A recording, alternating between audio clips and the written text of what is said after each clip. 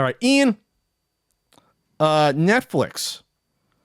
We love Netflix, Ian. We all like watching our Zack Snyder Army of the Dead stuff on there, which we didn't watch it. We got to watch that. And we all love our superhero stuff and Daredevil, and we all love catching up on good stuff. And Stranger Things is coming back, isn't it? Now, though, probably Netflix is looking to get into the gaming world. That's right.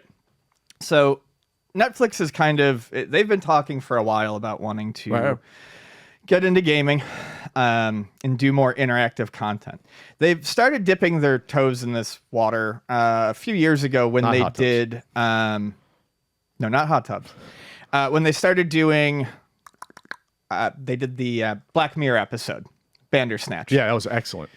Which I never watched, but everyone said was fun. Yeah, I never did it. It was a choose your own adventure in real time episode with not just multiple pathways. It screwed with your mind because the story would change when you went back and did the same choice again. They had rebranching paths. It was brilliant. Yeah, it sounds really cool. It's just given I'm averse to watching TV to begin with, so it's just harder to get me into it. They also have a show, I guess I've just heard of, called You vs. Wild. I'm not sure what that pertains, but it's another interactive show. And they obviously saw that people like to interact with their media, so they want to get into gaming.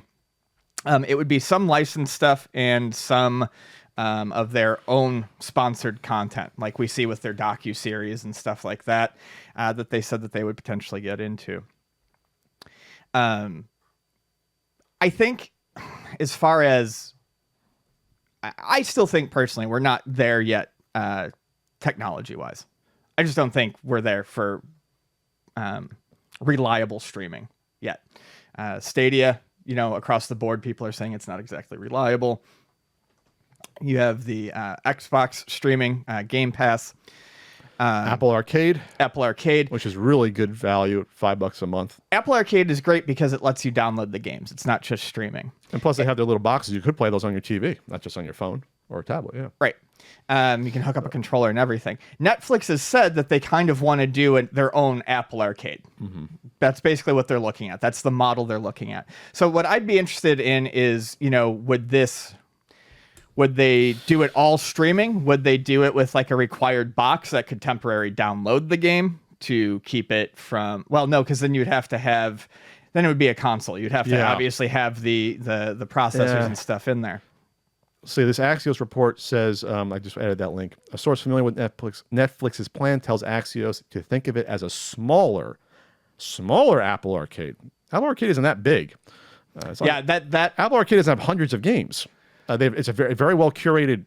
How many? I guess how many games? I think Apple it has Arcade about 200 now. Yeah, it's not several hundred though. A reference to Apple's offering of high-quality, ad-free mobile games offering to paying subscribers. The Netflix offering will consist of a mix of licensed Netflix intellectual property. Well, that makes sense. We have Stranger Things game week, and original work commissioned from independent studios offered to existing Netflix subscribers. Okay, that sounds very Google Stadia-ish. We're going to have exclusive stuff that we commission to be done. Correct. Possibly launching in 2022. Okay, we got a full year or so. Plans are subject to change. They had not ruled out other approaches, including the more complex effort of making games in-house, yikes, or getting games to run on TVs. Oh, geez. What do you mean getting to run on TVs? I don't understand that, run on TVs.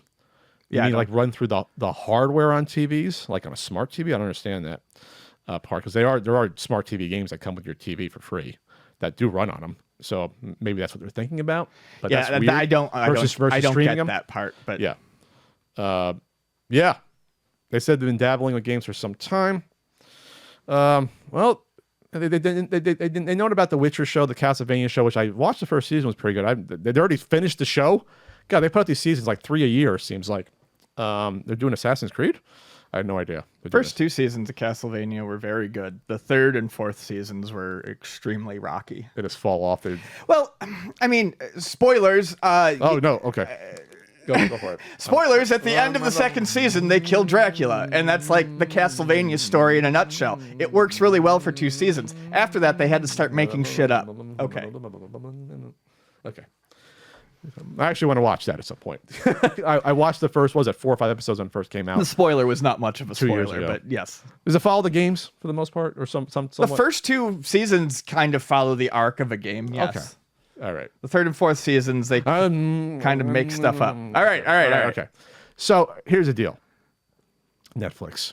Not that you should have to stay in your lane when it comes to this. You do whatever you want, Netflix. Netflix has obviously already given up market share to Disney Plus, which is, now I'm talking about Hulu and Disney Plus are now under the same company, Disney. Amazon Prime is doing well there with their own offerings. People forget that there's Apple TV offerings. They do their own stuff. I'm not familiar with most of that stuff, but whenever I see a movie, Tom Hanks World War II movie on Apple, I'm like, okay. Yeah, I know like nothing about Apple TV. It pops up every once in a while, and I'm like, oh, that exists. It's like, this looks decent, but they have their own ecosystem of hipster people that probably have all Apple products, and that's who likes that stuff, probably. But here's the deal: we know that video games is hard. Someone told me yesterday that only hipsters eat guacamole or something like that. And I was like, so was all of Mexico hipsters? What? Who said that? And someone online said something about... Come on. There's a joke about the millennials eating avocado toast. Okay, that's funny. That's kind of Someone looked at my taco picture and said, only hipsters eat that much guacamole. When I was in Jersey... I was like, no, that's the amount of guacamole the Mexican man put on the food. Whenever you go to Jersey, because there's not avocados in Jersey, but you can get them. We go to On the Border, a better Mexican chain, because everything was fresh. You can they made it in front of you. They got the rock thing out and did it. It was great. Sorry, what were we looking about? Video games are hard work. Yes, they are. I think Netflix is potentially biting. Guac is actually pretty easy. Okay. Everyone should make guac because it's not hard. It's great. Make sure you use lemon juice. It preserves it a little bit longer. Sorry. Okay. Yeah, it's tough to get into this. Google's failed miserably. And Google had probably...